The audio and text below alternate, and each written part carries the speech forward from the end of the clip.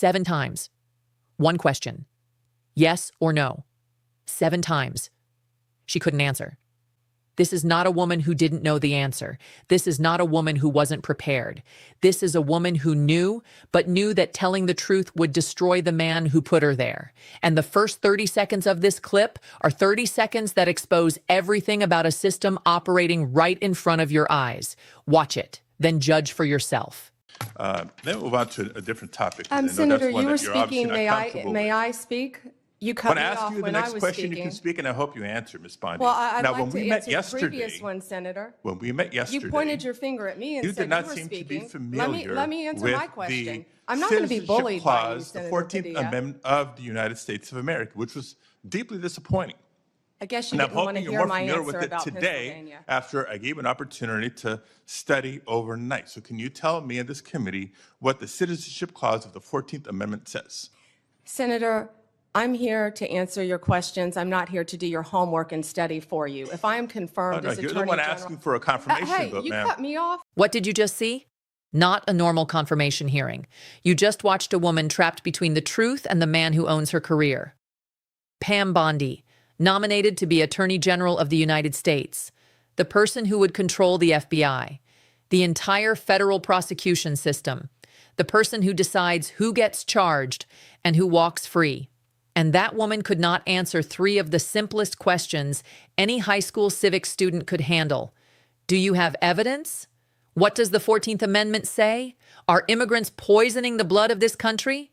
3 questions, not one straight answer.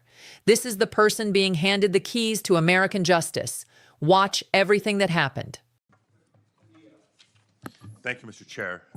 Before I begin, I just want to remind us all for the record that the 34 convictions, not indictments, convictions of former President, incoming President Trump were by a jury of his peers. Thank you, Ms. Bondi, for being here today, and I too would like to welcome your family and friends who are here. Thank you. Appreciated the opportunity to meet yesterday to learn about your priorities and discuss a number of issues that are important to me. But I got to tell you, as I reflected on our conversation yesterday and as I've observed the hearing today, I continue to have significant reservations on your ability to function as a truly independent Attorney General for your friend. Let's say you keep referring to him, your friend, President-elect Trump. So I hope you can address some of these concerns through your responses to my questions here. Now, the first issue area is something that we didn't get a chance to touch on yesterday. So I actually want to follow up on some of Senator Durbin's questions from earlier about the 2020 election. And to be specific, on the day after the 2020 presidential general election, you traveled to Philadelphia to appear alongside President Trump's then attorney, Rudy Giuliani. And together, you falsely asserted that President Trump had, quote, won Pennsylvania in that election. Now, I want to be clear, at that moment, there were still at least 1 million ballots left to be counted in Pennsylvania. Of course, President Biden went on to win the state by more than 80,000 votes. But in the following days, even after the results were clear, you continued to double down on the big lie, promoting falsehoods about election fraud and cheating without offering any actual evidence. And I remember it clearly because I served as California Secretary of State at the time, and I invited anybody associated with the Trump campaign who was making these claims to come forward with evidence of irregularities in the election or massive voter fraud. 4 years later, I still have seen none. So I ask you today, do you have any evidence of election fraud or irregularities in the 2020 election? So, First Senator. Yes or no? It's a yes or no question. First Senator. Do you have evidence, yes or no? First Senator. I'm so sorry about the fires to you and Senator Schiff and what you're going through in your states. I have to say that. I appreciate that. All my of our, clock is I'll ticking, and I want to hear all of our your answer. hearts go out to everyone in California for what you're facing right now. I'm glad you asked the question about Pennsylvania. It's a yes or no question. I was Do hoping you have evidence, someone yes or would. no? Senator, I was hoping you'd ask the question. Do you have evidence, yes or no? I traveled to Pennsylvania. Do you have the evidence, yes or no? I traveled, Senator, to Pennsylvania. Okay. You're not answering my question. If you have no evidence to offer, let me ask you this. Will you now retract your previous statements that Trump won Pennsylvania in the 2020 election, yes or no? Oh, Senator, I traveled to Pennsylvania, and let me tell you what I saw firsthand. Yes or no? I didn't talk about California because I was not in California. I talked about... Yes or no? Last time I'm going to ask. I talked about Pennsylvania because I was there. I'm going to move on because she's clearly not answering my questions. And I want to know, colleagues, for everybody, members of the committee and everybody watching, that the attorney who stood beside Mr. Giuliani was making very similar statements. And he has since been disbarred from multiple jurisdictions for making these false claims about the 2020 election in court. And like Mr. Giuliani, as you've noted today, you've taken an oath to uphold the Constitution just as an attorney. And now you're asking us to consider you to serve as the chief law enforcement officer in our country. So it's imperative, Ms. Bondi, that you subscribe to facts and evidence and not politically convenient conspiracy theories. Your job will be, your job will be to protect voters and election workers, not to undermine and dox them. Now, I know that earlier you agreed that Joe Biden is in fact president, but many of the president-elect's inner circle continue to spread the big lie about the 2020 election. Then we'll move on to a different topic. Senator, you were speaking. May I speak? You cut me off when I was speaking. When I ask you the next question, you can speak, and I hope you answer, Ms. Bondi. Well, I'd like to answer the previous one, Senator. When we met yesterday, you pointed your finger at me and you said did not you were seem speaking. to be familiar Let me answer with my question. I'm the not going to be bullied by you, Citizenship Clause, the Senator 14th Padilla. Amendment of the United States of America, which was deeply disappointing. I guess you didn't want to hear my answer about today after I gave an opportunity to study overnight. So can you tell me and this committee what the Citizenship Clause of the 14th Amendment says? Senator, I'm here to answer your questions. I'm not here to do your homework and study for you. If I am confirmed as Attorney General... You're the one asking for a confirmation vote, ma'am. Hey, you cut me off. Can I please finish? What does the 14th Amendment say? Senator, the 14th Amendment, we all know, addresses birthright citizenship. I've been a state prosecutor. I've been a state AG.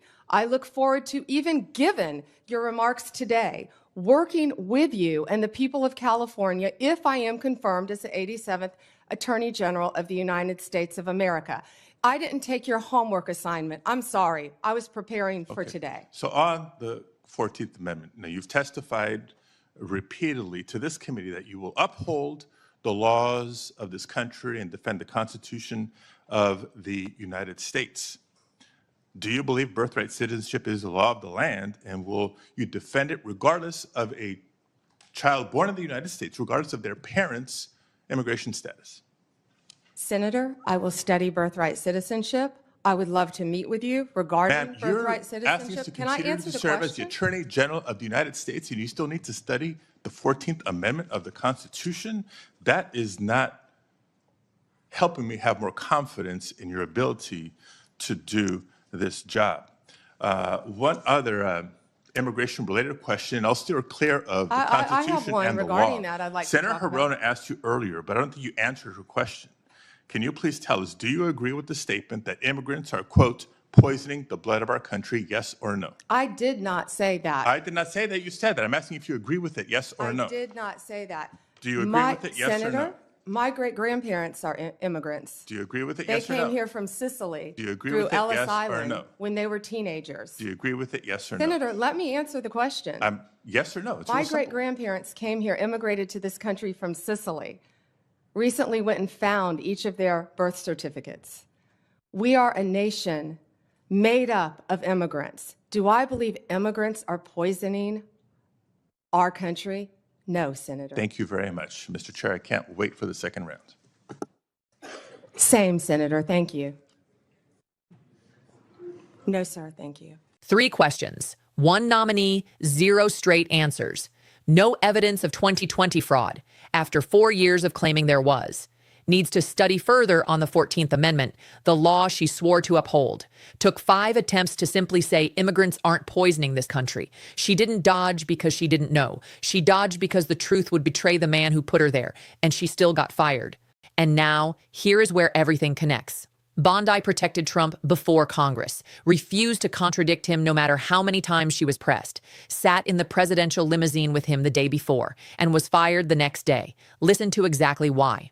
President Trump has apparently fired his Attorney General, Pam Bondi, according to a senior administration official and a source familiar with the matter. This comes after NBC News learned that the president has grown frustrated with his Attorney General in recent days, according to multiple sources. I want to get right to our team covering all of it. Our Chief Justice and National Affairs correspondent Kelly O'Donnell is joining us. We've also got our White House correspondent Monica Alba as well. Kelly, let me start with you. This is not altogether surprising, considering the reporting from NBC that the president was frustrated with Bondi's performance leading the Department of Justice.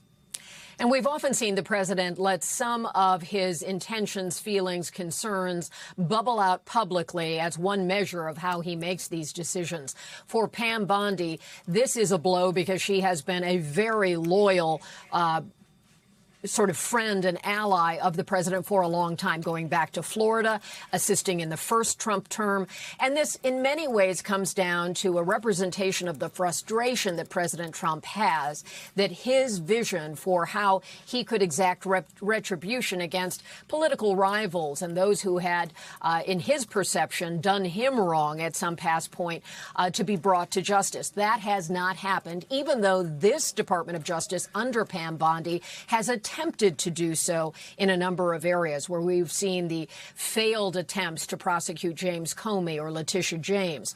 Then there's the broader issue of the Epstein files. There was a moment where Pam Bondi, who in the journey of her time as Attorney General has been both loyal but has also committed some self-inflicted errors. She talked about having the so-called Epstein list on her desk, and that never materialized. She had led people to believe there would be more coming on Epstein. And then initially last summer, the Department of Justice said the files would be closed. There was no action to be taken. And that triggered a groundswell that was a broader political coalition than you might expect. Certainly those in the MAGA community and then those who were very supportive of the survivor community around Epstein. She protected him before Congress. She buried the Epstein files. She gave up everything, and he fired her anyway, because in this system, loyalty isn't enough. Usefulness is everything. And the moment you stop delivering, you're out, no matter what you sacrifice to get there. Drop a comment. Who gets fired next? Share this. History is happening right now.